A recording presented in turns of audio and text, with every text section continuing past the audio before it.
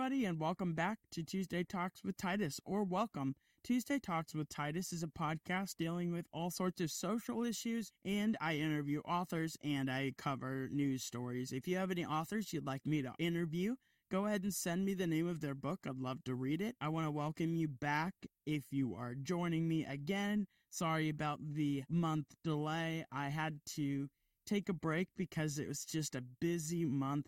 And I am super excited for this episode, so I hope it'll be well worth the wait. So today we're going to be talking about an Arizona law banning nearly all abortions, a man who beat his HOA incredibly with smarts and hilariousness altogether, and an attempted shooting in Braddock, PA. All that and more on today's Tuesday Talks with Titus. So let's just get right into it. Recently, there was a new law in Arizona that was proposed. According to the Americans United for Life, the law prevents all abortions with an exception for the life of the mother. Its enforceability, however, remains the subject of ongoing litigation. Before I get further into this topic, I want you to know one thing, and it's pretty important.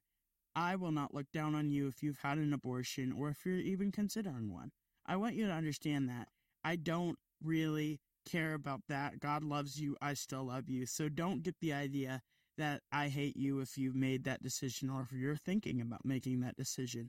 I could dig deeper into how amazing this law is and how it wouldn't be possible without the overturning of Roe versus Wade. Instead, I want to talk about the difference between how this news story was delivered between different news stations and different storytellers. And, the reason that I chose this story is because it came up on my feed and I didn't understand it. It made no sense because I was just like, why would you do that? Because the headline was a century-old law being brought back to Arizona. I just didn't really know what to think. I was like, a century-old law should not be in place. But then I looked at the context and what this was actually talking about, and I looked at other news headlines that actually understood the situation. And now I understand that it was actually about abortion. And that's incredible. It's incredible to have a law banning abortion. That's something that Christians should applaud. But part of the problem here is that I was deceived into thinking that it might be something that's not supposed to be there. It doesn't make sense to have a century-old law there. But we're talking about a law that was originally supposed to stay. That's how I view it, because in my view, abortion is a murder, and it should be covered under the amendment that everyone has the right to life, whether sex, creed. This is not only based off of the Bible. I'm talking about our Constitution as U.S. citizens. There's the right to life, and I believe babies are covered in that one. Yeah, it was just incredible to see the differences. One of the things I just wanted you to understand is it's just super different. It's all about where your focus is. So I read this headline. I read that headline, then I looked further into it, and I found out it was talking about a law I agreed with. Let me just put it in the words of the Bible. The Bible put it this way: stop judging by mere appearances, but instead judge correctly. John 7:24, which I thought pretty well summed it up. It kind of made sense to me that don't judge off of the way something or someone looks. Judge correctly. You know how to judge. That's kind of what I'm getting from that verse. John's not just saying, explaining how to judge. He's like, you know how to judge. Judge correctly. So, As a side note, a question that recently came up on this topic is, should we as Christians want abortions to be illegal? I mean, I know we should be against it, but that doesn't mean that we should push our beliefs on other people. My answer, of course, is of course. That's the problem, because a book I've been reading titled Hitler's Cross talks about how the church stayed silent during Hitler's reign, and actually were so charmed by his charm that they started to believe he was from God. You want to know why that's a problem, though? Why that was a foolish thing to believe? Okay, first off, not only that he was killing people and calling it justice, he was also dabbling with devil stuff, devils. He was dabbling with demons. He was dabbling in all of that and glorifying sin. So kind of sounds like a problem to me, but Christians were starting to think he was from God. And instead of the Christians who knew he wasn't from God, instead of speaking up and saying, hey, this is not right, like, what's going on here? They stayed silent. And that is hard, because the biggest thing that we need to understand here is abortion is a big deal. And when Christians remain silent about big issues, they permit it to continue. I know that's a tough pill to swallow, but it's very true. When we stay silent, I'm going to repeat it so you get it in your head. When we stay silent as Christians about big issues that God calls out to be sin, we permit it to continue. It is our calling to talk about that. All right, so let's move on. The next story proves that miracles do happen indeed. Want proof? Well, here's a video. Just before we watch this video, I want to give you a fair warning. If you're a younger viewer or someone who just might get a little scared at something, a man is about to do something that might be a little bit inappropriate for younger viewers. So just so you know, okay, that's just incredible to me. I mean, when I first saw this, I was in disbelief. I was like, is this fake? But it wasn't. And I had to check the sources like we talked about a minute ago. But it was very true. And so you want to know something even cooler? Authorities say that the man pulled the trigger. He didn't just point the gun and get tackled. He pointed the trigger at the pastor, triggered the gun. Like I said, he pulled the trigger, and nothing happened. The gun was loaded. He could have killed him, but that trigger did not shoot the gun. That's incredible. And we need to remember that miracles happen every day. Sometimes we just need to take a step back and realize we can't live our lives without God. All around us, bad things happen. In a world full of humans, it's inevitable that, humans in general sin. And with sin comes consequences.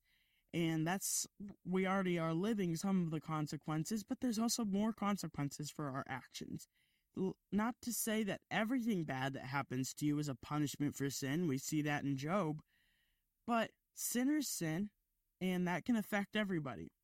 Think about it. If you lie, someone will get hurt. Whether you think it will happen or not, it will. And if you lose control of your mind, whether by demons or by drugs or by alcohol or by any other thing, someone will get hurt. Like we saw in this situation, someone could have gotten hurt, and he ended up getting himself hurt. No matter what sin you commit, someone will get hurt. Drill that into your brain now. But one of the biggest lessons that I wanted to take away from this, and I hope you'll take it away too, and drill it into your mind. I've been saying that a lot, but drill it in your mind, please do. Is forgiveness makes an incredible difference. So one of the things that you got to understand about the situation is that the pastor's 14-year-old daughter watched this entire situation happen. That had to be incredibly scary. Parents don't like their kids to be afraid of things or be traumatized by things. That experience was probably traumatizing. I would venture to say it definitely was.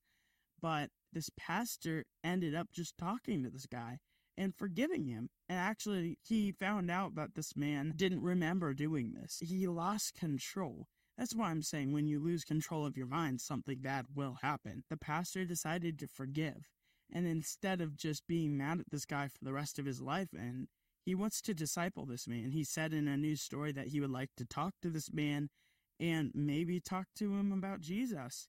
That would be incredible. You know how big of a change that would be? That turn from sin, from death to life is incredible, no matter who it is. But that'd be a pretty cool turn. So please pray for this man. Pray that he will accept God into his heart and change his life. So as we move on, we're going to discuss a man who beat the system, so to speak. So a man in California who was storing his boat on the side of his home was told he had to cover the boat with a fence because it was unpleasant to look at. For me, I like boats. I don't really care how they look. The man was not happy, and instead of just getting mad and continuing to just be disappointed, he decided to come up with a genius idea. Here's the picture. He painted a mural. I think he paid someone to paint it but there's a mural painted on this fence to look exactly like the boat. Now, that's using your brain. So I put this story in to show you that focusing on all the bad is tiring and completely not worth it. This man could have just put a fence up and continually been angry, or he could have fought with the HOA or yelled at them or just been a grumpy man for the rest of his life. But did he? No, he actually decided to have some fun, harmless fun, with the situation. Proverbs 17:22 puts it this way: a joyful heart is good medicine, but a crushed spirit dries up the bones. Don't be the person who can't be in a good mood. Be a person who is pleasant to be around because of the mood they're always in. Be the joy that God gives you. That's the biggest thing. Show the joy that God gives you in your heart so people wonder why you're so joyful. Alrighty, that's going to be it from me today. Don't forget to share this episode and follow if you haven't already. I have a goal to reach 100 followers on Spotify or wherever you're listening. It doesn't really matter. But I also am trying to get followers who will listen to my content. So if you're going to follow, please consider liking the video and continuing to watch the content. It's fairly digestible and it's pretty short episodes, and they only come out once a month. Short and sweet, and there's something to look forward to at the end of your month. So next month is again a busy one. I told you I was going to talk about this at the end of the episode. So I'm going to be attending a 2-week apologetics camp called The Summit. And I will attempt to get an episode out for July, but June may be a tad too busy.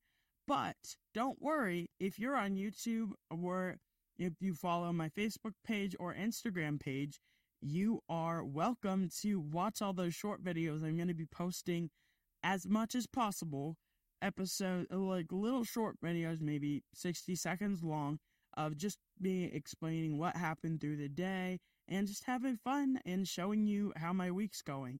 So go ahead and subscribe to my YouTube channel, follow my Facebook page, and follow my Instagram page just so you can stay updated on that. Well, with all that, I would like to say thank you so much for listening to today's Tuesday Talks with Titus, and we will see you next time. Goodbye.